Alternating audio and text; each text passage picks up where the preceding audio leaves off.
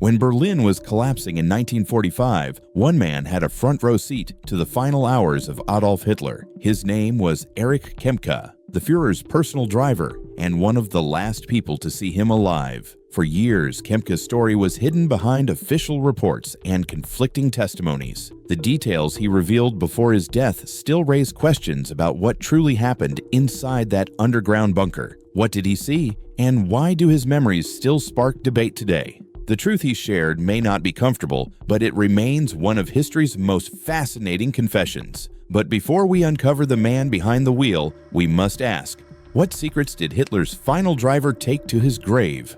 Hitler's driver, Erich Kempka. Who was Erich Kempka? He was Adolf Hitler's driver who spent years close to the man who led Nazi Germany. He was born on the 16th of September 1910 in Oberhausen. His family worked in the coal mines. Kempka trained as a mechanic and joined the Nazi movement in the early 1930s. He entered the Schutzstaffel, the organization known as the SS, and rose to lead the group that kept Hitler on the move. By the late 30s, he oversaw a fleet of cars, drivers, and mechanics that served the Reich Chancellery. Kempka's job was simple and practical. He kept cars running, filled tanks and limousines with petrol, and planned trips. He drove Hitler to conferences, to meetings, and to private places. He managed the Reich Chancellery garage and the maintenance crews. That close work placed Kempka near many important moments and gave him detailed knowledge of the cars and fuel supplies inside the Chancellery compound. In April 1945, Kempka moved into the Chancellery area as Soviet forces closed on Berlin. The Führer bunker and the garden above held the last group of Hitler's inner circle. Kempka stayed with a small team of drivers and mechanics. He slept in rooms near the garage and kept watch over vehicles that might be used for escape or for practical needs inside the complex. Kempka left a written record. After the war, he wrote a memoir titled "I Was Hitler's Chauffeur." He also gave statements to Allied investigators. Those records contain step-by-step details of the practical work he said he did on the 30th of April 1945. Kempka described how he supplied petrol and how he and others carried bodies to the Reich Chancellery garden. How reliable was Kempka? He saw many daily activities and he had first-hand knowledge of the garage and fuel. At the same time, his memory shows inconsistencies on some points. Interrogators and later researchers noted differences between his accounts and those of other witnesses. Kempka later admitted on record that he sometimes adjusted his story to protect himself. Historians treat his memoir as an important source, but not as the perfect truth. They compare Kempka's with other witness statements to form a clearer picture. Even so, Kempka provided concrete, practical detail. He named the people who worked with him. He described the metal jerry cans, the stairways, and the route from the garage to the garden. He wrote about how men carried heavy cans and how attendants moved the bodies. He identified Otto Günsche, Hitler's adjutant, as the man who sent him to fetch petrol. He named Heinz Links, the valet, and Martin Bormann as figures who coordinated access and handled documents. Kempka noted the presence of medical staff such as Ludwig Stumpfeger and Helmut Kuntz in the complex. Kempka also described where he stood during the events on April 30th. He wrote that he brought multiple cans of petrol from the garage and that he and his men poured the fuel over the bodies. He detailed the way the group worked in groups, some lifting, some pouring, some watching for danger. He described the smell of petrol and the sounds outside as shells fell. Those practical actions explain how the disposal of the bodies was carried out under wartime conditions. Kempka left the Chancellery complex on the night of May 1st. He moved through underground tunnels and later tried to escape across damaged bridges. He was captured by United States forces and faced questioning. Kempka admitted to giving inconsistent answers during interrogations. After the war, he published his memoir and later lived in West Germany. He died on January 24, 1975. Despite questions about his reliability, his information on petrol, the garage, and the way men moved the bodies remained central to the physical story of what occurred in the garden after Adolf Hitler's death. But what truly happened in those final suffocating days underground, when loyalty fractured, panic spread, and history collapsed forever? The final week in the bunker. The days from April 20th to April 30th, 1945, squeezed the last leaders of Nazi Germany into a small underground complex beneath the Reich Chancellery. Soviet troops closed on Berlin, and the bunker became the center of final decisions. Adolf Hitler stayed in his private room while aides came and went with reports. Who else was there, and what did they do? That question mattered every hour. Adolf Hitler lived with Eva Braun in the private rooms. Heinz Linge served as Hitler's valet and handled his clothing and personal items. Otto Günsche was an adjutant who took orders from and to Hitler. Rokus Misch worked as the telephone operator and guarded communications. Martin Bormann managed party access and organized couriers. Joseph Goebbels and Magda Goebbels kept their family near the bunker, while Joseph continued to run propaganda efforts. Wilhelm Burgdorf and Hans Krebs passed military news and helped draft orders that Hitler signed. Wilhelm Mohnke coordinated security in parts of the Chancellery complex. Ludwig Stumpfegger and Helmut Kuntz were the medical officers who treated the wounded and the sick inside the compound.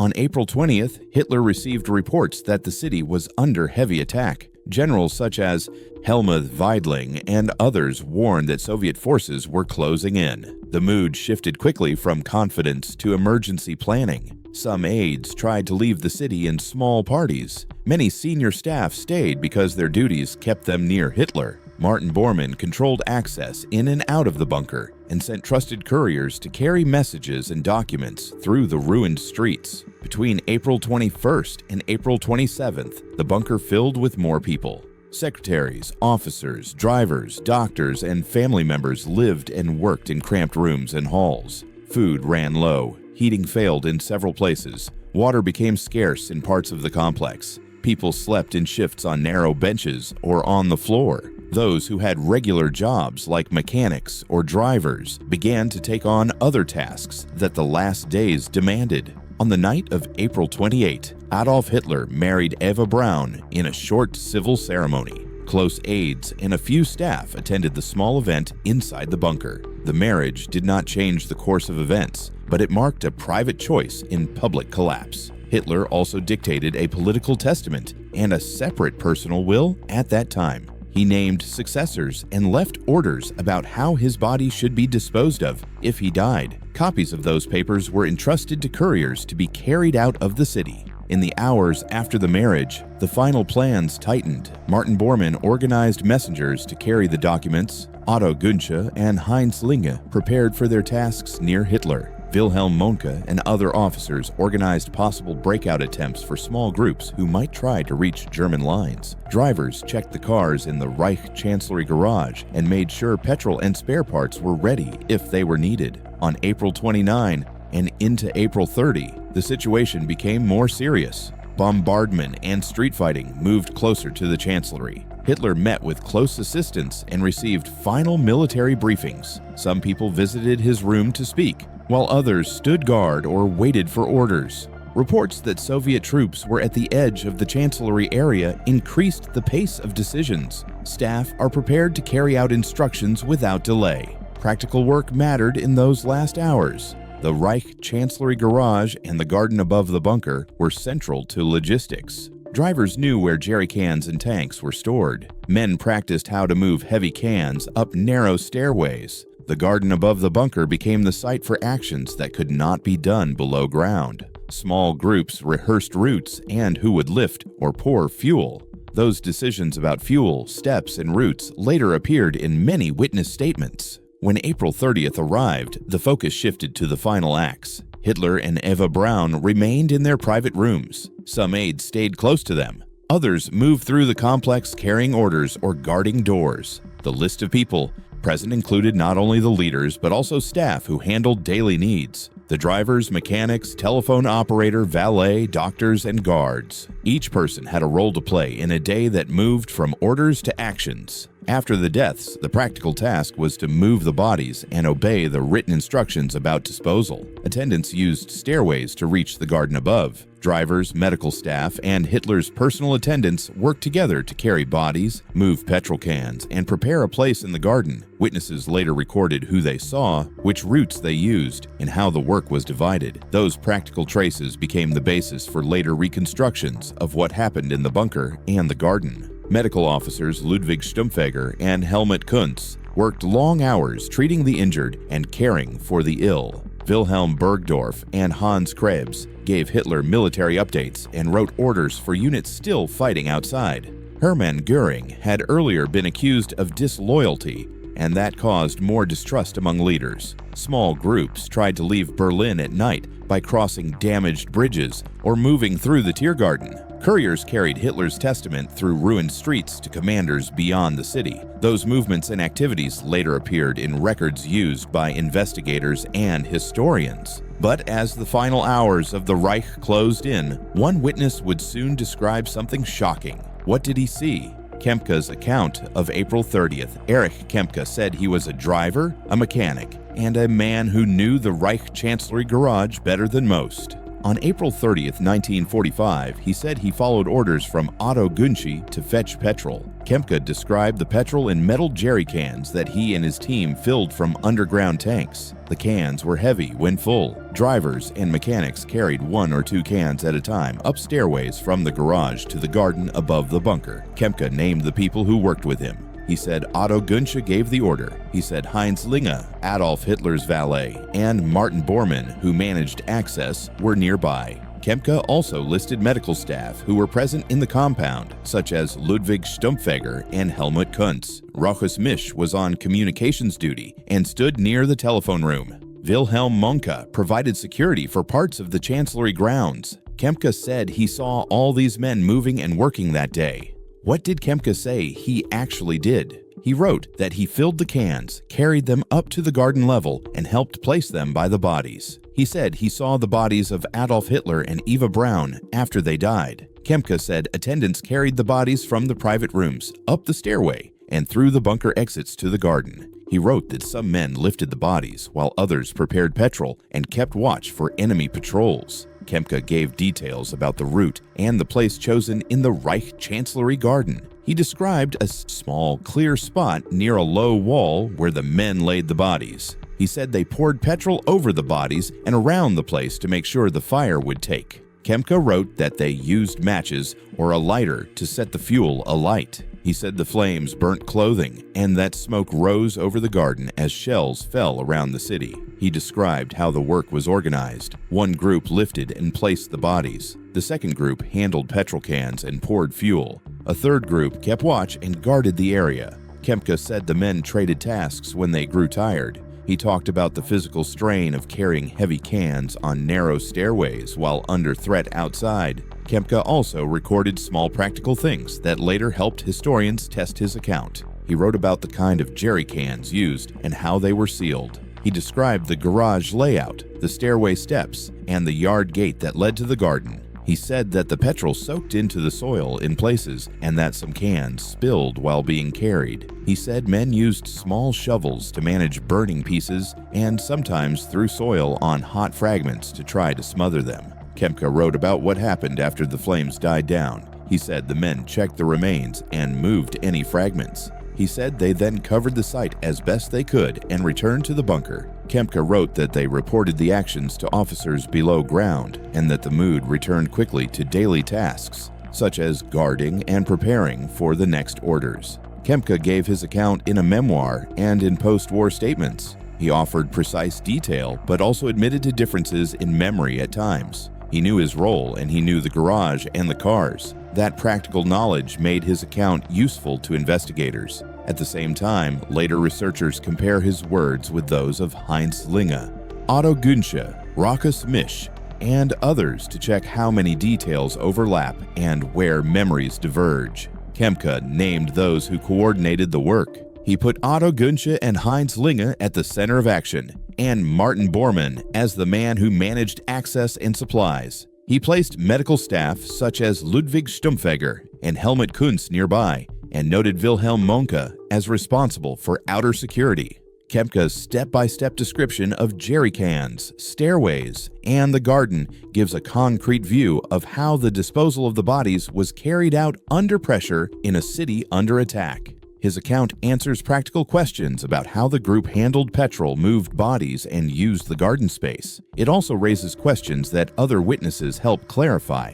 Kempka's memorized list of names and his account remain central to the recorded story of April 30th, 1945. After the war, Kempka spoke to Allied interrogators and later published a memoir. He faced questions about timings and who did what. Investigators recorded his statements. His recollections remain part of the records historians still use to reconstruct actions in the Reich Chancellery Garden on April 13th. But if Kempka's account seems complete, why did so many witnesses still disagree on what truly happened in those final minutes? Cross-checks Soviet findings and open questions. Several men who left the Führer bunker gave statements after the war. Their names matter. Heinz Linge, Adolf Hitler's valet, recorded that Hitler asked for his body to be burnt and helped carry out those instructions. Otto Gunschy, an adjutant, placed himself near the scene and later described the orders he received and passed on. Rokas Misch, the telephone operator, saw parts of the action at the doorway and reported what he noticed. Wilhelm Mohnke and other officers handled security and controlled who moved in the outer areas. Their testimonies form a group of cross-checks that historians use to build the timeline. Where the accounts match is clear. Witnesses agree that Adolf Hitler and Eva Braun died on April 30th and that attendants carried the bodies to the Reich Chancellery Garden. They agree that petrol from the Chancellery garage was used and that men set the fuel alight to burn the corpses. They agree that Otto Gunschy, Heinz Linge, Erich Kempka, and others were directly involved in moving the bodies. Those shared points create a core narrative that later studies rely on. Differences appear in small details and in the order of some actions. Some witnesses remember who lifted which body. Some give different times for when the doors opened or when men reached the garden. A few describe the exact position of Hitler when he was found differently. These variations are common when several people recall a high-stress event. Investigators compare each memory against others and against physical traces to see which parts fit best. The Soviet role added complexity.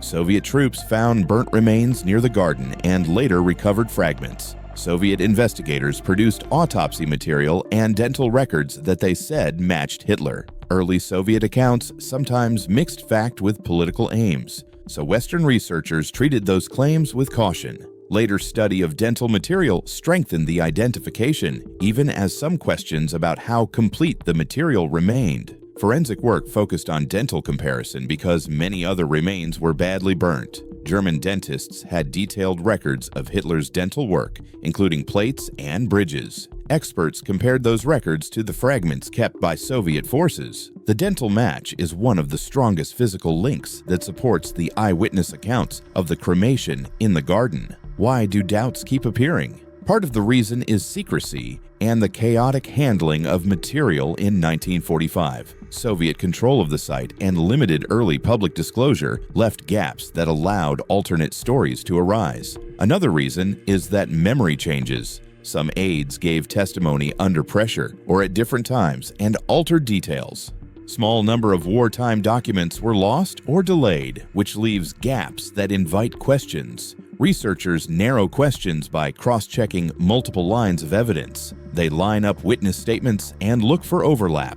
They test practical claims, such as descriptions of jerry cans, stairways, and routes, against surviving plans and photographs of the Reich Chancellery. When the practical steps fit the physical space, historians give those parts of the account more weight. Where details contradict layouts or known times, scholars mark them as doubtful. Some specific points still lack full agreement. Exact minutes and who carried which object can differ. Witnesses describe the size and completeness of the fire in different ways. The chain of custody for some fragments has gaps, which researchers note when weighing the evidence. Despite those open items, the combined witness testimony, dental data, and practical logistics point to the same main outcome. Hitler and Eva Braun died on April 30, and attendants burnt their bodies in the Reich Chancellery Garden.